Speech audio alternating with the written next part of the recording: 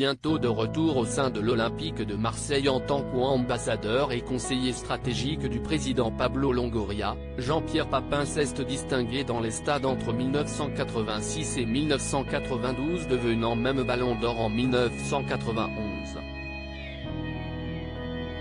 Dans sa vie privée, l'ancien footballeur est devenu papa de 5 enfants dont un fils prénommé Christopher et une fille Émilie handicapée à cause de lésions cérébrales diagnostiquées quelques mois après sa naissance en 1990.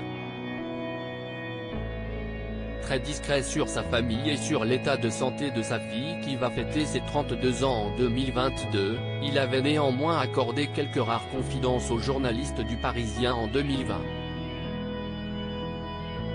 Créateur avec sa femme Florence de l'association Neuf de Cœur qui a pour but de venir en aide aux familles ayant des enfants victimes de lésions cérébrales grâce à une technique de stimulation multisensorielle, l'ancienne star de l'Homme avait confié « Un jour, on m'avait dit en France qu'elle ne marcherait jamais. À présent, elle est capable de courir 10 km avec moi tous les jours. Il ne faut pas toujours croire ce que l'on nous raconte. » Émilie, si est-il le combat d'une vie. Fier des avancées et des apprentissages de sa fille, il avait indiqué avec beaucoup d'espoir, elle continue de faire des progrès même si elle va avoir 30 ans à la fin du mois. On sait qu'elle ne sera jamais comme les autres. Mais Émilie vit avec nous en faisant partie de la famille à 200%. On a un souci de plus que la plupart des autres parents et on a fait avec. Il faut être présent tous les jours.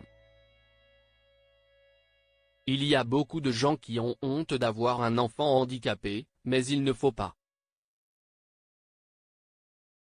Si est un enfant différent qui a besoin d'un peu plus de soins, d'affection. Parti faire la promotion de son association à l'édition 2014 du Cross du Figaro, une épreuve annuelle comportant plusieurs courses à pied, JPP avait également parlé de son long combat pour sa précieuse Émilie. On a réussi à la faire revivre dans notre monde à nous. Au départ, ce n'était pas le cas.